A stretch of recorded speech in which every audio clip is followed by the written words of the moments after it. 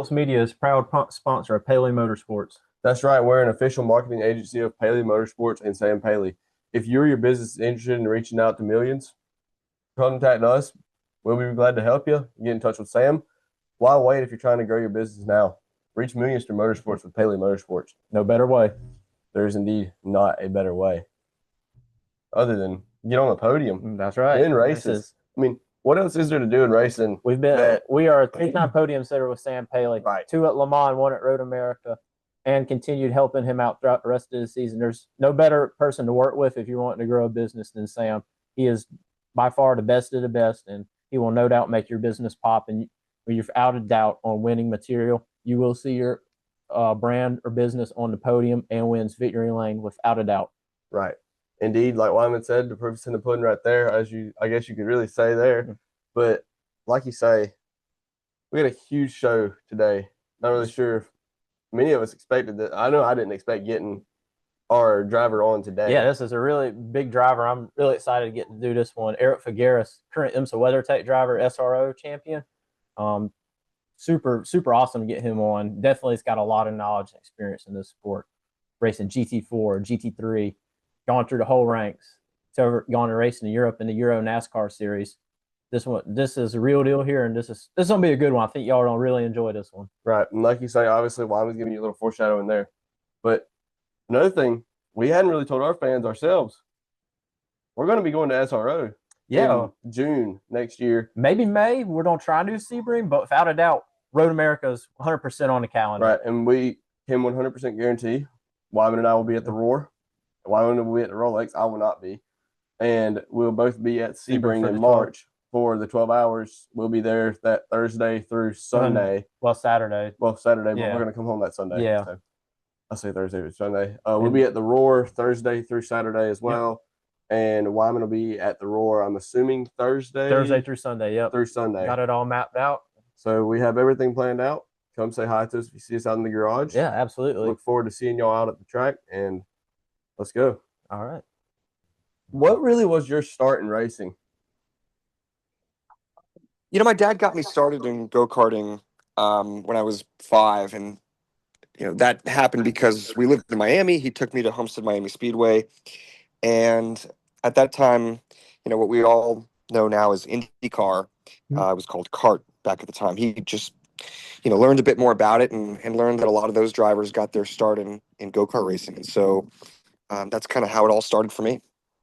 Yeah, and that's really cool that both of us, I really like that everyone we always talked to, go-karts was the start.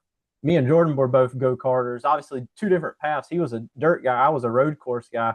Road courses, for me, just had that natural feel compared to dirt. Never tried it, though, but I would definitely like to at some point. Right, and like you say, I mean, obviously Wyman saying I was the dirt guy. Wyman more or less carries, I guess you could say, our endurance side of everything that we cover, and I try to carry our dirt side. But like you say, I mean, we got to divide and conquer, figure out what we're better with. But obviously, you would I'm assuming, obviously, since you're in IMSA and everything now, you were a road course guy as well, like Wyman was and all that. So obviously, the road course side of things played out very well for you, getting you obviously into the SRO and the GT world and everything. So how was that jump from you making the move from GT cars and able to have so much success between IMSA and SRO as well? Yeah, thanks. It's it's been a sort of culmination of different life experiences. I mean, both of you just talked about your differences in motorsports and your different experiences. Dirt oval, road course racing, they're so very different, but in certain applications there are ways and reasons why the skills and the techniques transfer and cross over, and as racers we kind of get that, and we're racers and competitors, and we love all of it, but it's all about sort of finding your way in motorsports and your niche. At one point years ago I tested a super, yeah, I guess it wasn't a super late model, it was a regular late model at New Smyrna, and there was a point where I was just kind of finding a tough road in road course racing, more from a financial standpoint, just trying to find the sponsorship. And I was just sort of spinning my wheels, and I was considering trying, a different form. And actually, the very next year, I was able to find the traction that I needed. in road course racing. And before all of that, and how that was sort of mounting up, I did some open wheel stuff before that, F2000, USF 2000, and then the sponsorship money that was helping me sort of ran out. And then I found my way to Monticello Motor Club. It's a private racetrack in New York. The business model of private racetracks has become so much more popular than it was 10, 15 years ago. So I found the opportunity as an instructor, and working with members that were there. I learned, actually, believe it or not, even more about driving by teaching it.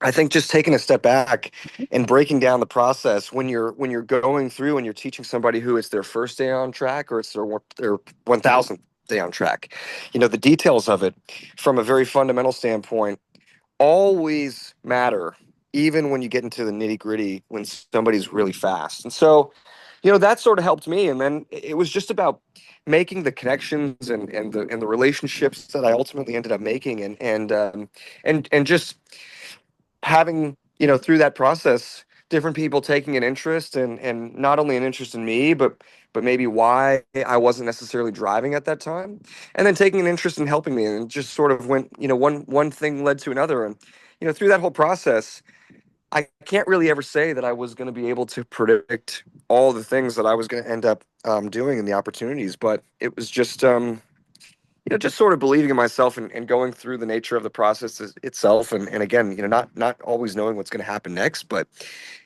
doing what you love, and doing it authentically and passionately, I think, is the most important part, and for the right reasons. And so, that's kind of how all one thing led to another, and then finding an opportunity to go race SRO full season, to go race, in series like IMSA, and that's kind of how that all came together. That's a really cool story, the way it played out for you. So many drivers we talk to do coaching, and I feel like the more you coach, you can always find something that you may have not known before. Just they say laps on laps really are what prove how good you are. Just getting in there and consistently making laps, and I think that that's so true from the standpoint that it really helps you. Yeah, Right. absolutely. Yeah, and then like you say, obviously, not many people, everyone outside the racing world. I mean, Wyman, you can agree to it, I can agree to it, and Eric, obviously, you can as well because you referenced on it. Getting sponsorships in racing is nowhere near as easy as it sounds. Oh yeah, No, no, it's not easy. It's not easy, and that part of it alone, just trying to keep up with the rising costs. I mean, everybody talks about the rising costs of living, in their everyday normal lives, Right. but the rising costs of motorsports, and how to keep up with it, and then how to justify, those costs, and making the dream a reality by going racing, and it's always different. I've asked this question, and I've been asked this question a lot. But there's always going to be the question of how do you find a sponsor? How do you make it work? How do you convince somebody to give you this money to go racing? And so it's a simple question with kind of a complicated answer. And the reason I say that is because um, it's always different. The path for everyone is always different, and Right. and I say that because everyone's background is different. Everyone's the relationships that we have in our lives, the different people, the different connections.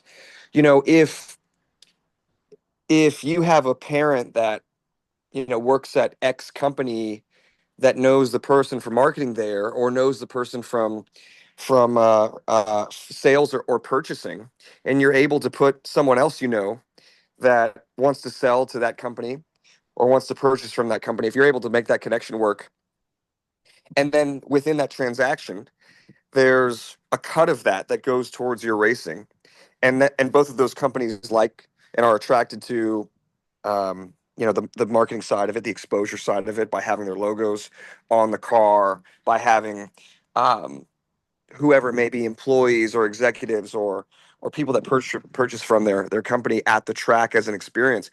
That's how you can tie in all those things together. Or sometimes I've heard stories of people who they've gotten in a taxi cab and shared it with somebody who was the big a big wig at some company and loved racing and just liked their story and wanted to help them. And there's everything in between. So, um, polishing your skills, not only your skills on track, but your skills in relationships, your skills of social media and how you market yourself and how you present yourself, um, how you think through what your career is going to look like and what it's going to be like, and how to look at it realistically. All of those things you can always do, because what I would say is you never know when you're going to be in front of that person that could help you and potentially change your career. You may not know it at that point, but you should be ready for it. Just like you prepare to get into a race car. I mean, now we have so many more resources, more so from a sim racing standpoint, but coverage of different series and onboards and all these different things you can study. There's the human aspect of it that the dollar amount that's required to go racing. There's stuff within that you can prepare yourself for as well. And if you can polish up on that, then you'll be ready for the moment when it comes. Like you said, that polishing up on so many things. I'd say 2025 was a big year for you. Obviously, you continued racing GT4, but also having to make the jump to GT3. You got to do the first 3 endurance races with Lone Star and the Mercedes, and then the last 2 in the Lamborghini with Forte. How was kind of making the jump from GT4 and polishing on your skills to a new car, and obviously driving 2 different cars through the course of the season? Yeah, thanks for that. This was huge for me. Really more so because the dream, I've always had this dream since I was a kid to race in the Rolex 24 and the 12 hours of Sebring. And this wasn't my first exposure to GT3. In fact, in 2023, I won the GT World Challenge Pro Championship in SRO with my good buddy Stephen McAleer as my teammate.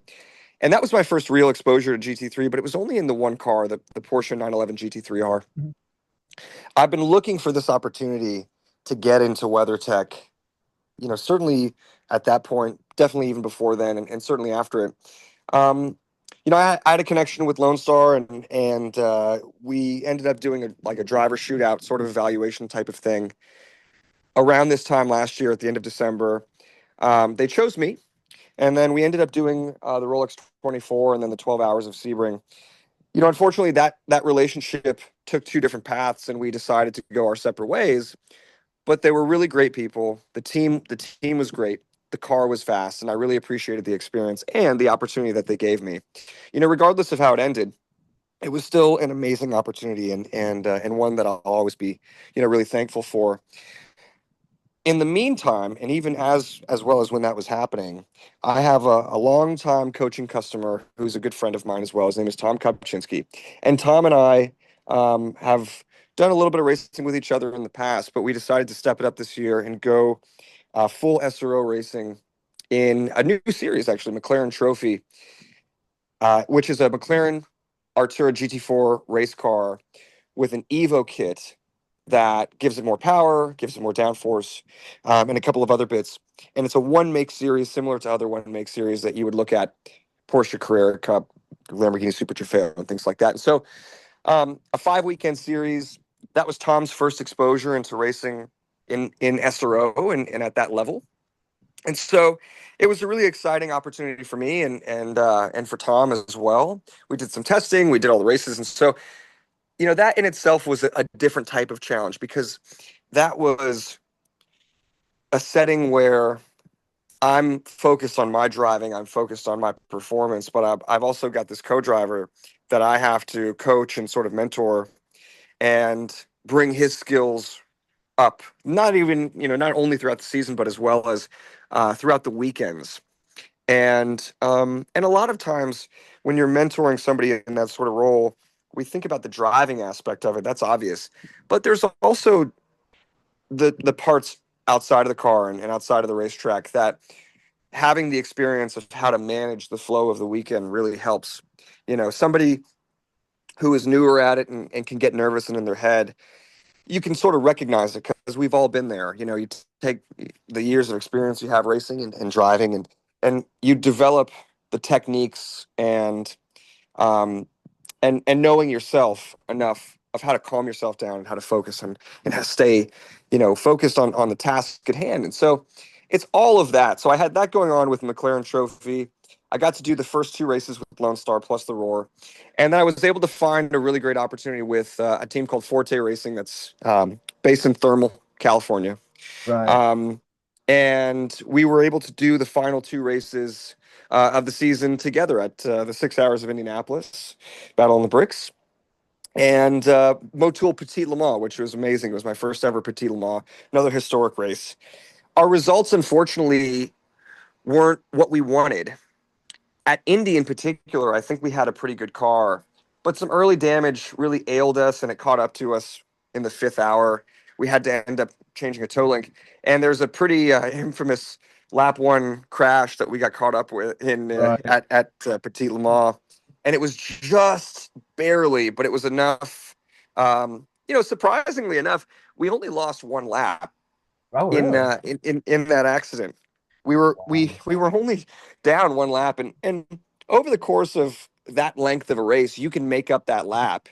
Right. But about 7 hours in, we had electronic issues that stemmed from that lap one incident, so we had to retire the car, and that's really unfortunate. But regardless, the experience that it gave me and the opportunity that it gave me to show what I could do, in both in each moments with both teams was really great. I'm extremely grateful for it, and I'm hoping that at some point in the future that allows me to build the foundation for more opportunities.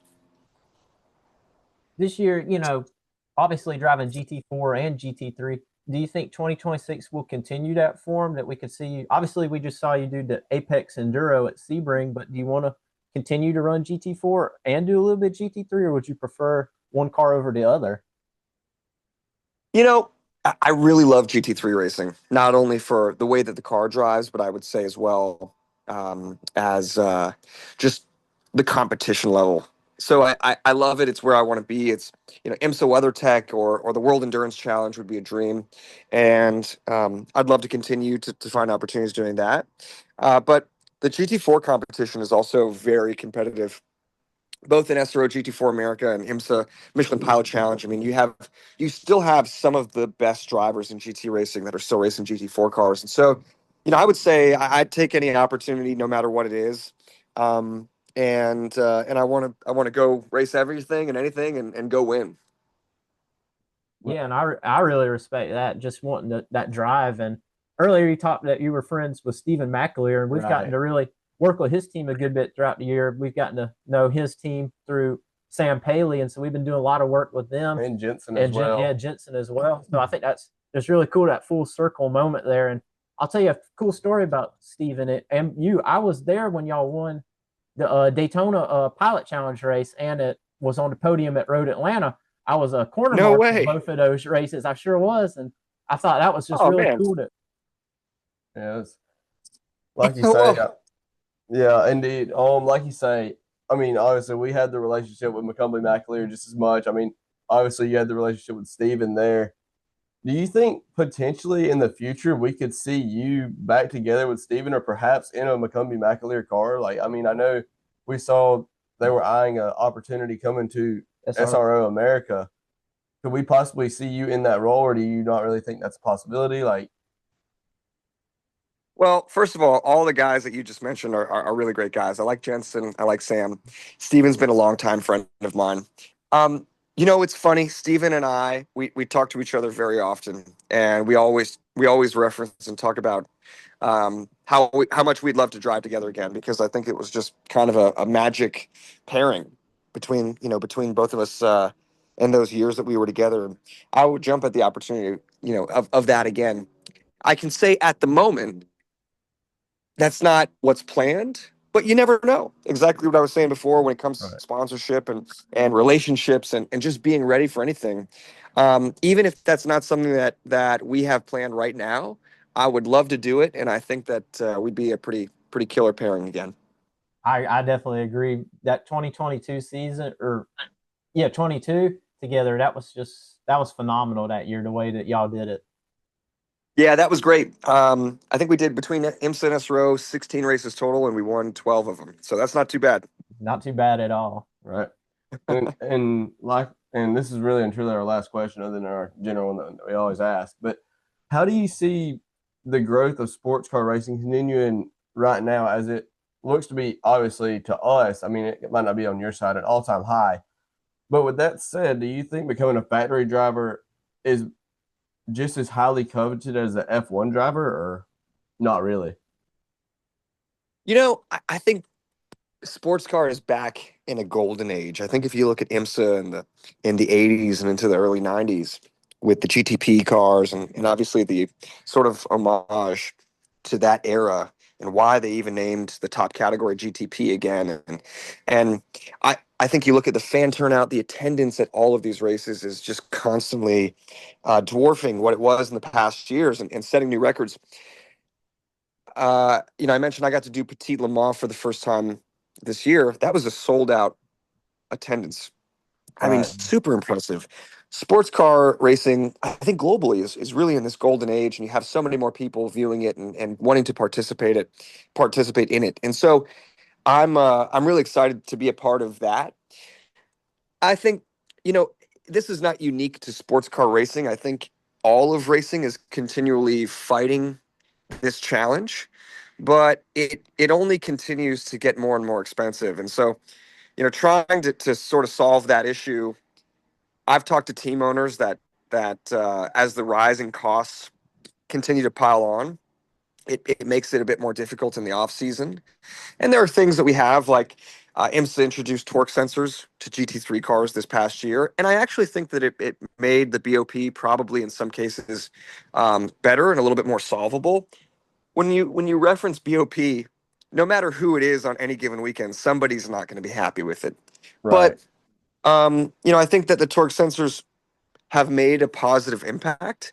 Now, unfortunately, what comes with that is a pretty substantial um, price tag, and that price tag is something that the teams have to take on, and ultimately sponsors or funded drivers. And so the costs continue to rise no matter what level it is, whether it's prototype racing, P2, GTP cars, GT3 cars, GT4 cars, even, you look all the way down to Mazda MX-5 Cup or something like that. It's just getting more and more expensive. And so I think that continues to be the challenge everybody in motorsports is facing.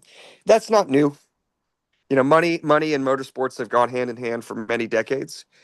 But it'll be interesting to see what happens in the coming years, and hopefully we continue to ride this wave, and hopefully there continue to be more opportunities. Your question about being a factory driver and comparing that to Formula One, I think from the outside looking in perspective, somebody who's sort of a casual fan, Formula One's always going to be more prestigious. People know what it is around the world, but I think you look at the caliber of drivers that are factory level drivers, in any manufacturer racing anywhere around the world on any given weekend, and they're all so good and it's so competitive.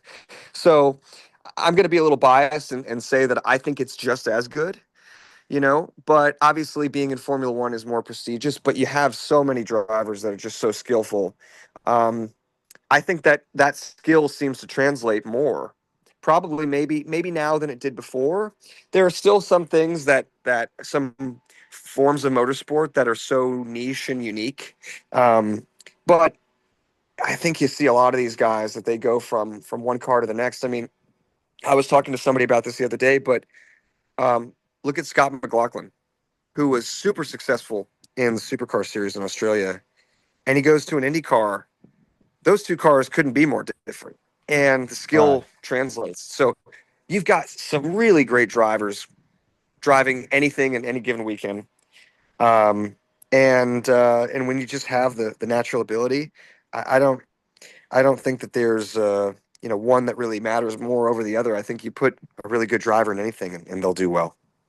And I agree there. And this week we kind of saw Max Verstappen's back into GT car, and I think that so many of these drivers that when they end their career in one, sports car is a great option to jump to because it still gives you that drive. You're still at some of the best circuits around the world, best races. So it's kind of like a happy medium, I would say, that you're still competing at extremely top level, but you're also it's still maybe nothing's really changed in the way except the way maybe the races play out. Obviously, they have set number of laps.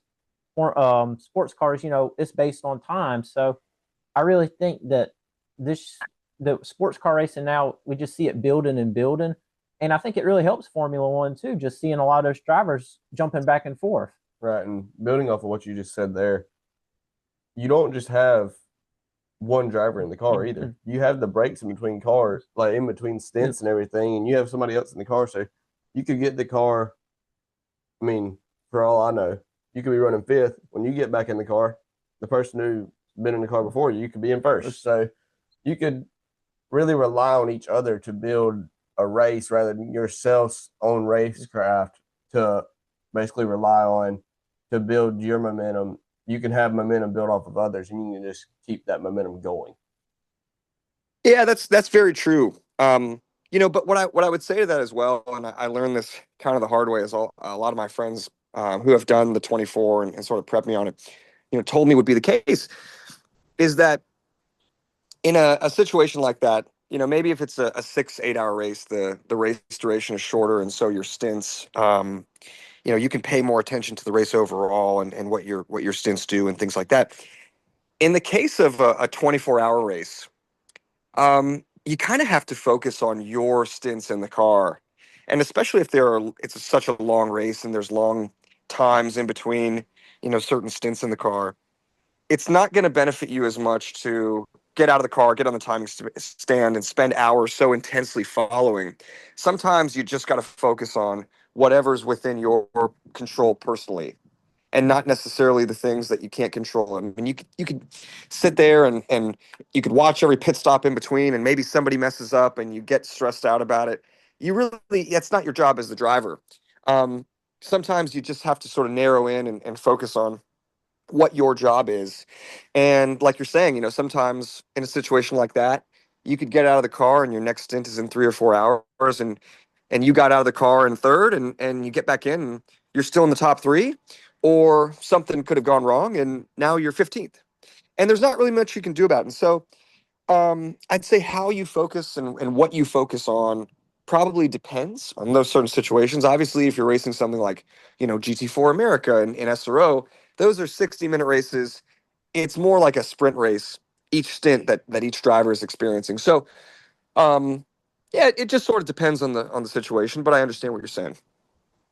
Right. And honestly, like you say, Eric, we want to thank you for coming on the show with us today and everything. It's really great pleasure to have you on and everything. Obviously, winning championships and everything and all that, that's a big step for us, just having champions on our show and everything. So I want to thank you for that. And then obviously your insight. I mean, not only we came in here just wanting to talk about your career, we got to learn more about sponsorships. Yeah, and absolutely. A lot of viewers are going to get to learn about that as well. And we're very pleased that you were able to give all that insight as well. So we'll probably include that in on the description as well for people who need that advice. I mean, they can have it right there. I mean, you definitely put it perfectly. The best way. I really appreciate it, guys. I know that we've been talking about doing this for a little while, and thanks for staying on top of it. And I really appreciate these opportunities, getting to know both you and your audience. And I'd love to do it again. And thanks for having me. Absolutely. Right, we're gonna be at multiple IMSA races this year: the Roar, Rolex, Sebring, and Petite, and then a couple of SRO events for the first time this year. So we'd love to definitely meet up and get some stuff filmed together and get you some cool pictures and stuff throughout the weekends. I'd love that. Thank you again, guys. Yes, sir. Absolutely. We'll stay in touch with you on the pictures and everything. Awesome. Thanks so much, guys. Appreciate it, Eric. Thank you.